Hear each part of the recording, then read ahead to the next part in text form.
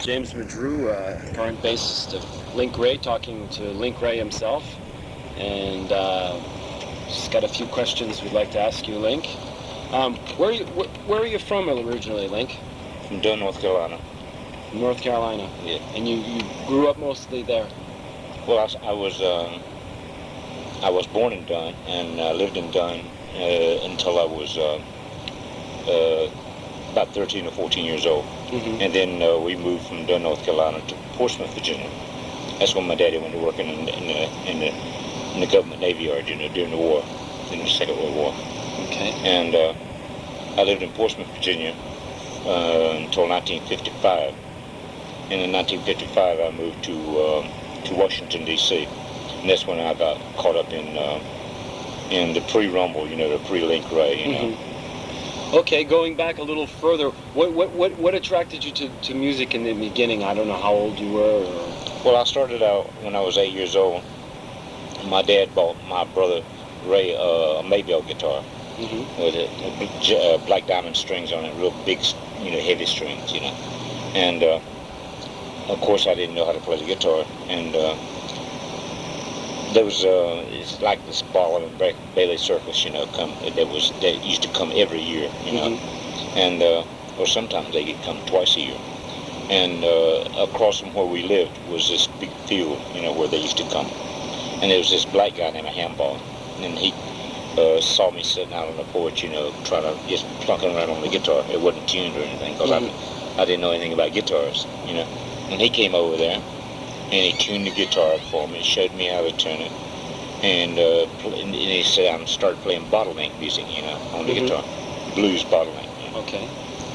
And then he asked me if I wanted to learn how to play, and then he'd set the guitar in my lap the right way, and teaching me, the D's and the A's and the G's and all the simple chords on the guitar. And he said, Mm-hmm. just go ahead and practice on this and learn how to bang on the guitar, Mm-hmm. And next time I come, and next time the circus comes here, I'll see how far progressed you get, Okay. So he was in the circus, this guy. Yeah, he was born in the circus. Uh-huh. He never had no family, He was a black guy named Hamball. Hamball? Hambone. Hambone. Yeah. What kind of music were you listening to at that time? Well, it was called racist music. It was called black music, Mm-hmm. And a little bit of Grand Ole Opry, But I like most of the black music better. Mm-hmm. Old blues, black music. But we didn't have a radio when I was a kid. That was when we moved to Portsmouth, Virginia, when I was about 13 or 14 years old. When I was a kid in North Carolina, we didn't have electric lights. We didn't have any radios. We didn't have anything to eat. So we didn't have anything. I mean, no electric lights, no radio. So when I was living in Dunn, I was listening to nobody, no one. Not until we moved to Portsmouth, Virginia. And how did you start playing in groups?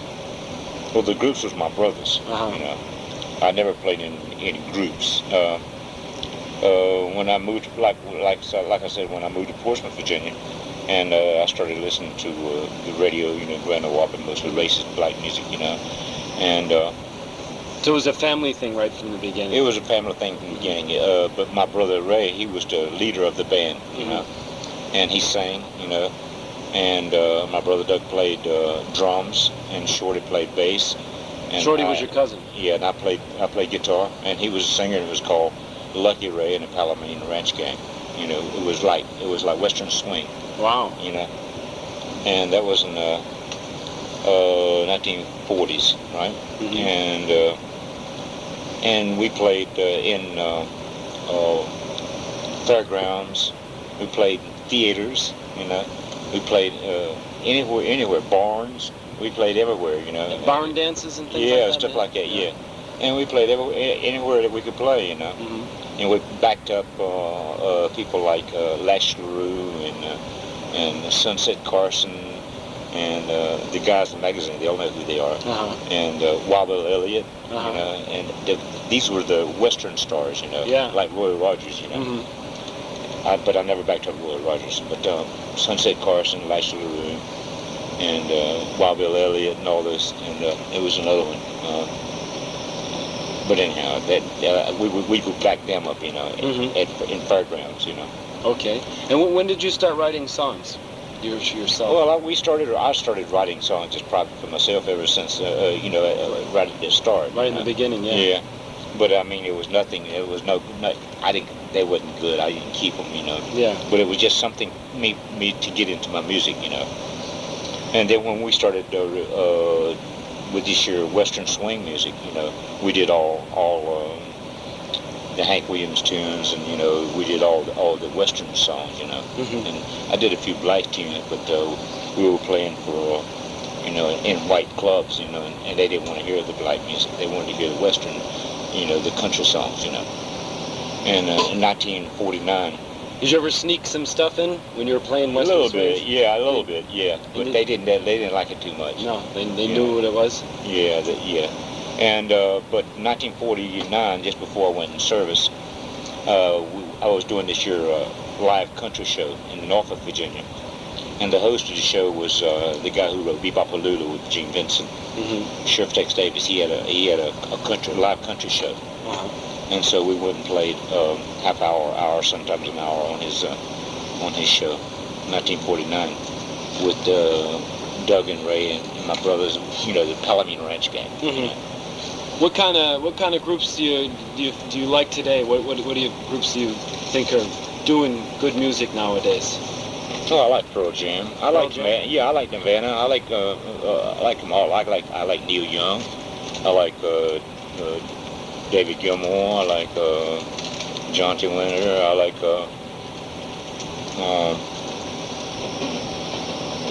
Eric Clapton. Mm-hmm. I like Eric Clapton. Mm-hmm. I like Townsend. I like the Who. And I like some of the punk bands. Like the Cramps and the Clash, Mm-hmm. Marquis Smith and the Fall. Yeah, and I just go a variety of music. What were some of the first? I don't know. How did they record back there? What was it like the first recording studio that you worked in, or the first time you tried to record stuff? Well, I mean, back in the old days, see, when I was coming, like I said, when I was coming up playing the music, there was no recording studios. There was radio stations, and in the radio station there, they had the booth,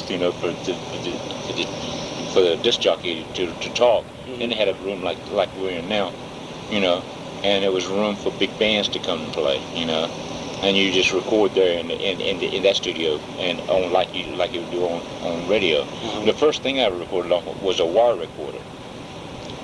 It wasn't tape; it was wire. Wire. Mm-hmm. Wow. It was really just a piece of wire that went around, and you caught it, and it caught the sound, as you recorded on it. Wow. It's amazing. But I mean, we never made no record with it. It was just something to hear us play back, How about some of the different people that you've worked with throughout time?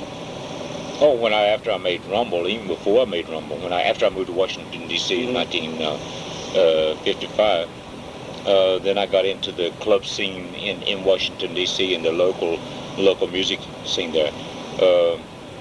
Elvis is just coming out there, in the South, and but the country music was still basic, Mm-hmm. and there was no such a thing as rock and roll in those days. It was either top 40 or country music. Mm-hmm. So most all the bands in Washington D.C. was country bands. Mm-hmm. But I always played rock and roll, and I never could fit in with the country music because I played too loud and too heavy, for it, So they didn't want to call me. They couldn't put a name on my music because I guess they didn't put out a name on the music until Elvis came out, Right.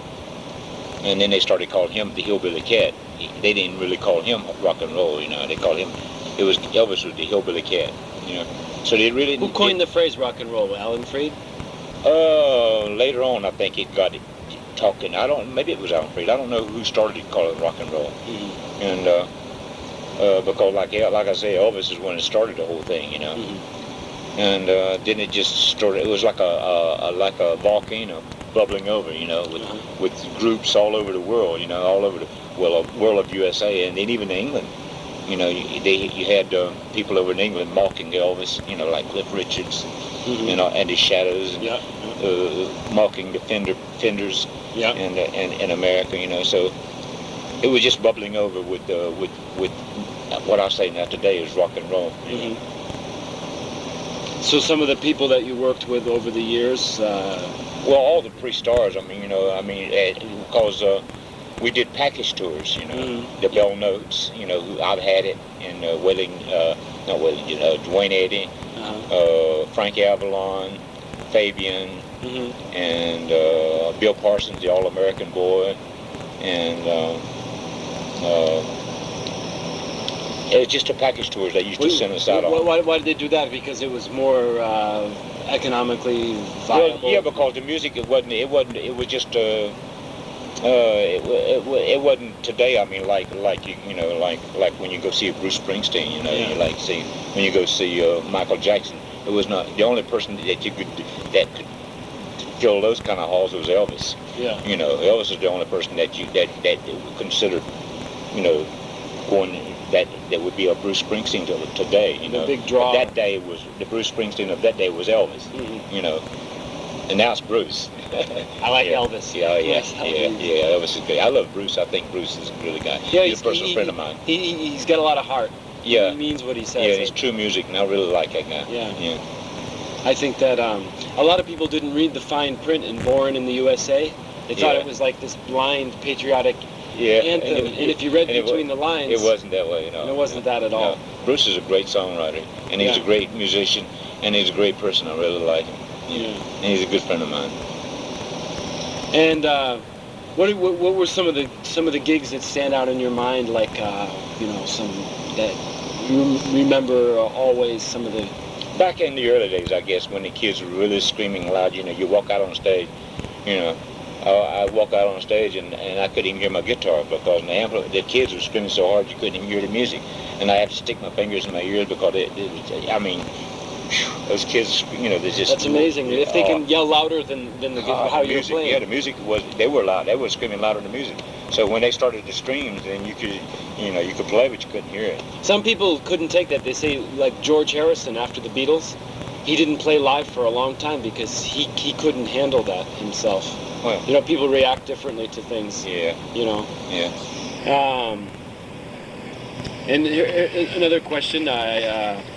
I read this out of it when you were written about in the International Herald Tribune a couple months ago. It was quite a nice article. But at one point they referred to you as the grandfather of grunge, because I think you were one of the first people to ever really use a distortion to that extent, and you know, heavy rock. Before it, I mean, they say you invented. You know, not heavy metal, but hard, you know, hard rock. Yeah, well, that's the reason why they didn't, back in the old days, they didn't want a name to give me, because I was playing, the rumbles and the rawhides and the way I play now, the Born to Be Wild kind of songs, you know. I was playing that in the 40s and the 50s and the 60s, you know, and not only up until now. I mean, right now, only thing about it now, I got more powerful amplifiers, and I got a box, you know. But back in the old days, you didn't have all that good amplifiers. I was playing through a Sears and Roebuck amplifier, but I did have a Gibson Les Paul, you know, Vega. I had a Vega, off-brand Vega guitar. Yeah. And I had the first. Did you have a Supro? Yeah, I had a Supro. I had a Supro. I saw on one of your records when we did that gig the other day. Somebody showed up and wanted you to sign a record. Yeah. And I saw a Supro. Yeah, it was Supro. That was between rumbles and the rawhides, because I was looking for sounds, you know. And I had the first Dan Electro horn Dan Electro. I got it out of a magazine for $70. I ordered 5 of them right away, and you know, with the mandolin pickups and the oversized necks, you know, I mean, not oversized but long necks, you know, longer than 22 frets, like 24, 26 frets. So that gave you some more. Oh yeah. More. But it was I didn't get it for that reason. I got it for the sound, you know, for the little mandolin pickups they had on it. It didn't give me the Gibson sound, you know. It didn't give me a clean sound. The lipstick, I think, the lipstick. Yeah. Now they're calling them lipstick pickups. But it was a great little guitar. I read in some other interviews, you're credited as having inspired a lot of different guys, namely Pete Townsend. He says if it wasn't for you, you gave him a point to begin from, because that's nice. he was pretty unconventional. Oh, he just took my music then and took it to the sky. He picked up the relay. Yeah, yeah. Well, that's good, because he's a big superstar. You know, I never have been a big superstar like these guys. And that's great. I mean, he's a genius in music. Pete Townsend, he was fantastic. He's a good writer. The Who was one of the best groups. I mean, the Who, the Cream. I mean, who else was there? You know. Mm-hmm. You know, of course there was the Stones and the Beatles, but I mean, the Who was right up there with them. That's right. And so Pete Townsend was a genius in music. Can write. Fantastic. Oh yeah.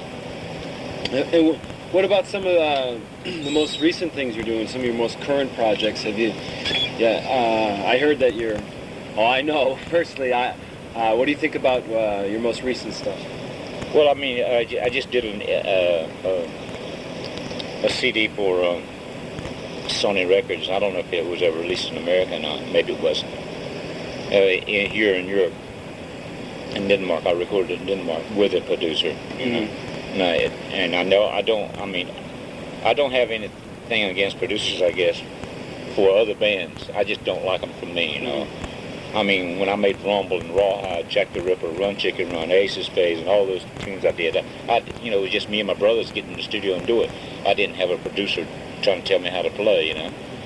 And that's the way I've done my music all my life. But then when some record company sticks a producer on me, then it gets overproduced, over modified. You know, it gets too much in it. Kind of handcuffed. And then it's not Link Wray anymore. That's right. You know, and I don't like that. But I mean, anyhow, I did this year CD in Denmark called Indian Child. I like the songs. I like the CD. It was just overproduced. Mm-hmm. If I'd have done it, I would have done it more raw, grunge more. I guess, as they call it, you know. But I mean, like you're recording with me now, you're going to play bass on my new recording, and well, I think it's a good return to the. Well, you hear what we're doing now. You can tell. You can open your mouth and say it is. It's great. Frankly, we're sitting here and we had some guys in here. Most of the guys are rock guys, but we had a guy that came in, kind of a session player, but a good one, and he left here just walking on a cloud because he's never seen anything like it. That's great. You had this little tape with these just ideas that you had talked onto him and just played a few things, and it was like magic, frankly. And I mean, I'm not telling you that because no, but that's the way. That's the way all these guys. All these guys have never seen anything like it. And I mean, the next batch of songs. I mean, there's some there's a lot of people a lot of groups who wish they could write stuff like that. It's really well. Nice Good this year. This is coming out on Sony. You know, Squat Records is in France. That's a label in France here, in Paris, France. That's where we're at right now, in Paris, France, in a little rehearsal studio. And we just did two festivals. We did one festival. In fact, it was a sports festival, wasn't it? It was a USA theme with rails, motorcycles and rails, dragsters, yeah, rails, dragsters, yeah. And what else? Oh, they had a lot of nice American cars, and Corvettes, and Mustangs, and rock and roll. Yeah, that's a good music. And Link Wray. Yeah, well, that's rock and roll. Yeah. But anyhow, that's why I'm here in France doing these gigs and doing these things for a new CD on Squat Sony Records. And okay. I just got a couple more questions, and I heard some story about. It's fascinating to me because it's historic. Is there truth to the legend that your grandfather hid Jesse James in his barn? And younger. A lot of people don't know about that because American history is taught in. Well, Jesse James and the younger family and the Daltons and all, they were just farmers. You know, like my daddy. You know, they're just out there farming. Some of them was half breeds, like there was some of them was part Indian, part white, and some of them was not even Indian. You know. Now I don't know if Jesse James had any Indian blood in him or not, and I don't know if the Youngers and the Daltons. I don't know what I don't know if they were all white or just mixed blooded, but they all were farmers, and the railroad back in those days, they just come take over your farm and give you whatever they want you to have. And if they didn't want to give you anything, they just throw you off the farm and say, this is our farm now, this belongs to the railroad, And then when they came to the James, the James farm, you know, they said, get off. And he said, no, we don't get off, you get off, you know. And so the railroad started fighting the James gang, and the James gang killed them, you know.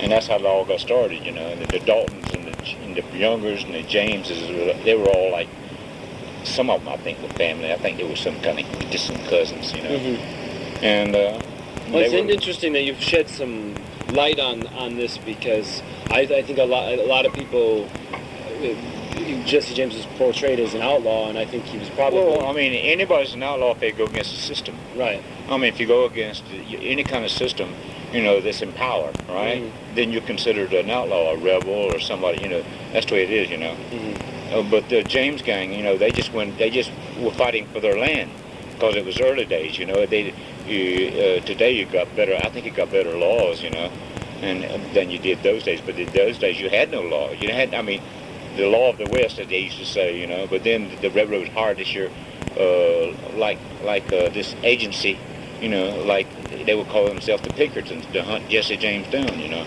So he had to hide out and change his name to Mr. Howard, you know. So my granddad, you know, his name was Van Ager, right? His name wasn't even Ray, and his name was Van Ager, hiding the Daltons, the Jameses, and the younger brothers, you know. He was in the barns, you know. So the Pinkertons got after him. So he had to leave, you know, and move to Indiana under the name of Ray. Uh-huh. You know, he took up an alias name called Ray. You know, that's how Ray came out. So this is what my dad was telling me. Mm-hmm. I got this story from my dad. I believe he told the truth. And seeing how we are presented to a guitar magazine, and I'm very interested in that myself. And I know you've had a lot of guitars, and I guess you've probably lost a couple along the way. But some of the guitars, I know today you've got. I've got a guitar in front of me that is an amazing